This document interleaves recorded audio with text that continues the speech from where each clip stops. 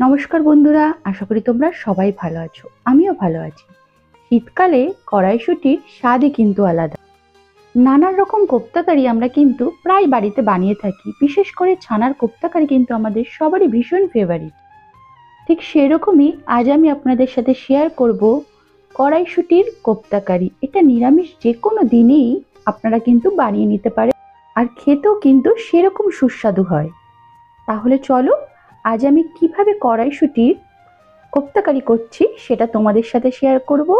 আর এটা কিন্তু যে কোনো নিরামিষ দিনে ঝট করে বানিয়ে নেওয়া যায় কিন্তু, আর গরম গরম ভাতের সাথে খেতে কিন্তু অসাধারণ। দেখো, আমি কিছুটা ক্যাপসিকাম কুচি করে নিয়েছি, কিছুটা আদা এইভাবে নিয়েছি, কিছুটা আদা এইভাবে কুচি করে নিয়েছি, ধনেপাতা নিয়েছি, টমেটো নিয়েছি, আর লঙ্কা নিয়ে নিয়েছি 3-4টে।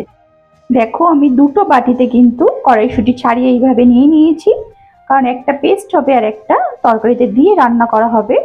সেই কারণে দুটো বাটিতে আমি আলাদাভাবে নিয়ে ছাড়িয়ে নিয়ে নিয়েছি। এখানে দেখো, আমি কিছুটা পরিমাণে দই একটু ফাটিয়ে নিয়ে নিয়েছি, যেটা আমি তরকারিতে ব্যবহার করব। মটরশুঁটির আমি একটা পেস্ট তৈরি করবো। মটরশুঁটিটা আমি কিন্তু মিক্সিং জারে দিয়ে দিয়েছি। এবার এর মধ্যে আমি কিছু সামান্য পরিমাণে আদা দিয়ে দিলাম, আর 3টে দেখো কাঁচা লঙ্কা দিয়ে দিব। দিয়ে এটার একসাথে একটা আমি পেস্ট তৈরি করে নেব।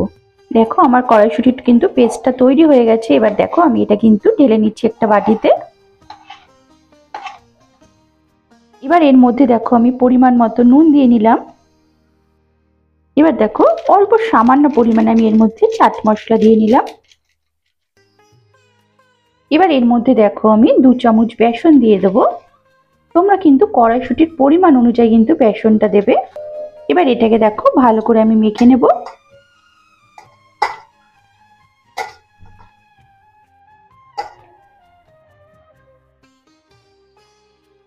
দেখো, এটাকে কিন্তু আমি ভালো করে মেখে নেব। এটা যখন মাখবে না, তখন কিন্তু এটা কিন্তু বেশি যেন টাইট না হয়ে যায়, এরম ভাবেই যেন হয়। বেশি ঘন হলে কিন্তু অসুবিধা হবে। দেখো, এটা কিন্তু আমার মাখা হয়ে গেল। দেখো, কড়াইতে আমি তেল দিয়ে দিয়েছি। তেলটা দেখো আমার গরম হয়ে গেছে। এবার এর মধ্যে আমি এই যে পেস্টটা মাখলাম সেটা কিন্তু আমি এর মধ্যে ছোট্ট ছোট্ট করে দিয়ে দেবো। তোমরা চাইলে বড়ার সাইজটা বড় করতে পারো। আমি এইভাবে ছোট্ট ছোট্ট করে দিয়ে দিচ্ছি, তাহলে কিন্তু খেতেও ভালো লাগবে আর দেখতেও ভালো লাগবে। যতগুলো ধরবে আমি ততগুলো দিয়ে দেবো।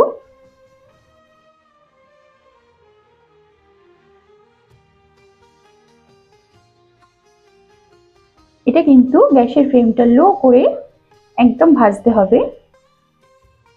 দেখো, এক পিঠ লাল হয়ে গেছে, আর এক পিঠ কিন্তু আমি উল্টে দিচ্ছি।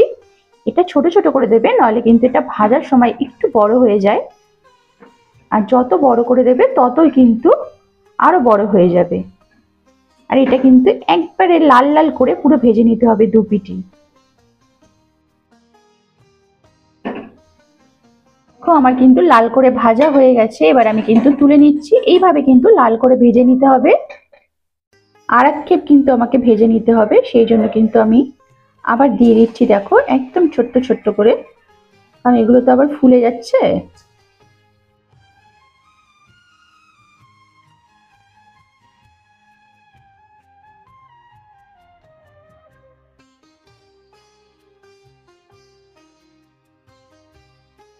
এবার দেখো, আমি কেটে রাখা টমেটো গুলো আর কিছুটা পরিমাণে কাজু দিয়ে একটু পেস্ট করে নেব। দেখো, সবকটা কিন্তু কড়াইশুঁটির কোপ্তা আমার রেডি। সবকটা কিন্তু আমার ভাজা হয়ে গেছে। আমি তুলে নিয়েছি একটা প্লেটে। ওই দেখো, ভাজা তেলের মধ্যে আমি একটু আদা পেস্ট দিয়ে দিলাম, কেটে রাখা ক্যাপসিকাম গুলো দিয়ে দিলাম।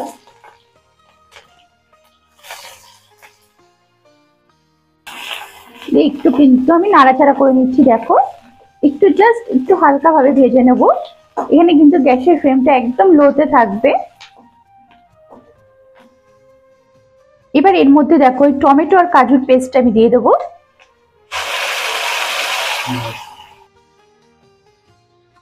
পেস্টটা দিয়ে দেখো, আমি কিন্তু ভালোভাবে কিন্তু নাড়াচাড়া করে নিচ্ছি।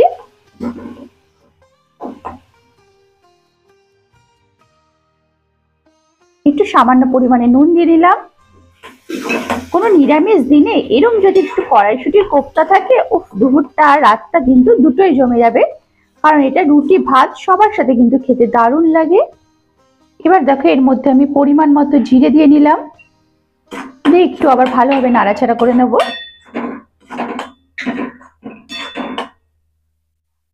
এবার দেখো এর মধ্যে আমি সামান্য পরিমাণে হলুদ দিয়ে নেব।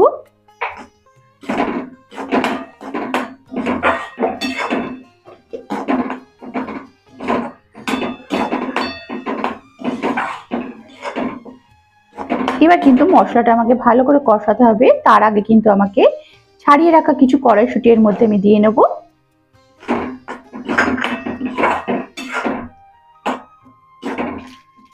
দিয়ে ভালো করে কিন্তু নাড়িয়ে নিতে হবে মশলাটার সাথে কড়াইশুঁটিটা।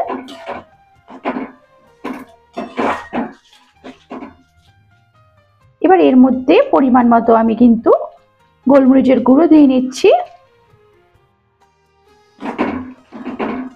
গোলমরিচের গুঁড়োটা কিন্তু অপশনাল, তোমরা দিতেও পারো নাও পারো।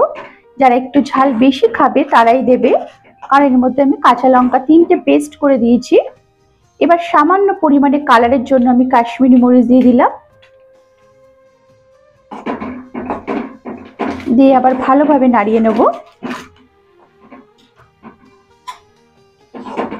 এবার মশলাটা আমাকে ভালো করে একটু কষিয়ে নিতে হবে।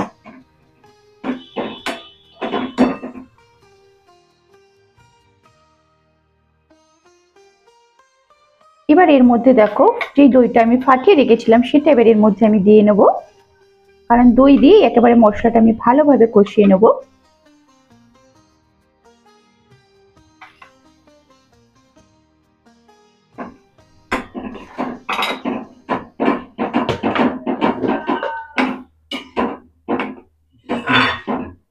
এবার দেখো ঝাল আর নুনের ব্যালেন্সটা ঠিক করার জন্য আমি পরিমাণ মতো সামান্য পরিমাণে চিনি দিয়ে নিলাম।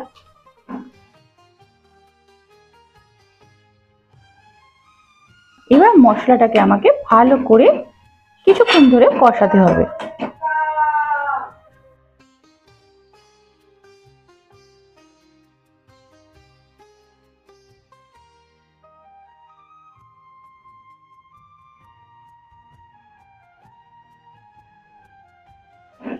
দেখো মশলাটা কিন্তু আমার কষে এসছে।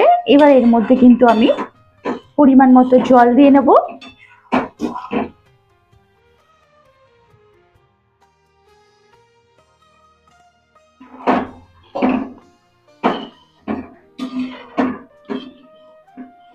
এবার এটাকে ভালোভাবে দেখো আমি নাড়িয়ে দিলাম। এবার এটাকে ফোটার জন্য একটু রেখে দিতে হবে। ফুটে আসলে তারপরে আমি এখানে কড়াইশুঁটির কোপ্তাগুলো দিয়ে দেবো। দেখো এটা আমি ফোটার জন্য একটু ঢেকে দিলাম। 5 মিনিট কিন্তু আমার ঝোলটা ফুটেছে। আমার কড়াইশুঁটি কিন্তু সেদ্ধও হয়ে গেছে, ঝোলটা ভালোভাবে ফুটে গেছে। এবার এর মধ্যে আমি কেটে রাখা ধনেপাতাগুলো দিয়ে দেবো।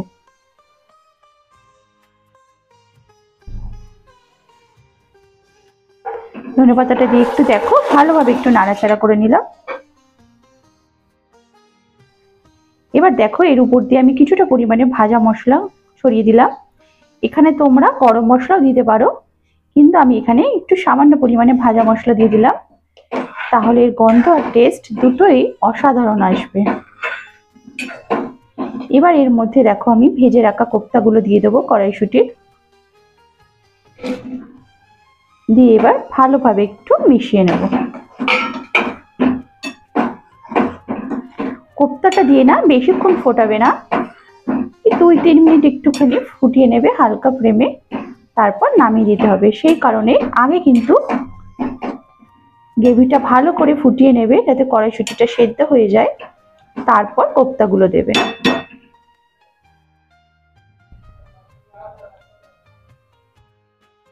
তাহলে বন্ধুরা কেমন লাগলো আজকের এই কড়াইশুঁটির কোপ্তার রেসিপিটা? ভালো লাগলে অবশ্যই একটু লাইক ও শেয়ার করে দেবে, আর কমেন্ট করতে কিন্তু ভুলবে না কেমন লাগলো। আর যারা আমাকে এখনো বন্ধু করোনি অবশ্যই একটু বন্ধু করে নিও। আর এরকম নিরামিষ দিনে কড়াইশুঁটির কোপ্তা থাকলে ভাত বা রুটি সব কিছুর সাথে কিন্তু জমে যাবে। ঝটপট একটু বাড়িতে কিন্তু ট্রাই করে নিও।